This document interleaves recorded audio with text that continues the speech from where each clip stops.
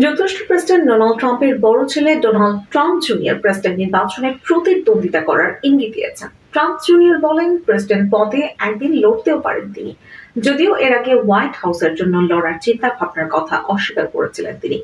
বুধবার কাতারের রাজধানী দোহায় এক অনুষ্ঠানে ট্রাম্প জুনিয়র নির্বাচনে প্রতিদ্বন্দ্বিতার ইঙ্গিত দিলেন। অনুষ্ঠানে তার কাছে জানতে চাওয়া হয়, বাবার উত্তরসূরি হিসেবে যুক্তরাষ্ট্রের প্রেসিডেন্ট নির্বাচনে অংশ নেওয়ার কথা তিনি ভাবছেন কিনা।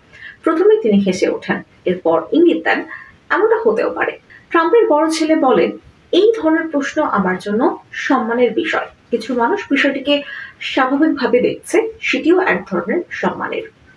ব্লুমবার্গের আয়োজনে কাতার ইকোনমিক ফোরামে এক প্যানেল আলোচনার সময় ট্রাম্প জুনিয়র এসব কথা বললে উপস্থিত দর্শকরা হাততালি দেন। তিনি আরো বলেন, কখন কি হয় বলা যায় না। ৪৭ বছর বয়সী ট্রাম্প জুনিয়র ট্রাম্প অর্গানাইজেশনের নির্বাহী সহ-সভাপতি। তিনি তার বাবার ডানপন্থী মেক আমেরিকা গ্রেট এগেইন রাজনীতির দর্শনের একজন জোরালো সমর্থক হিসেবে পরিচিত।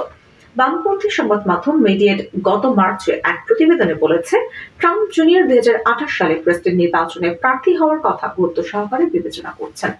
তবে ওই সময় তিনি এমন দাবি অস্বীকার করেছিলেন। তবে এবার হোয়াইট হাউসে যাওয়ার লড়াইয়ের বিষয়টি নাকচ করেননি তিনি।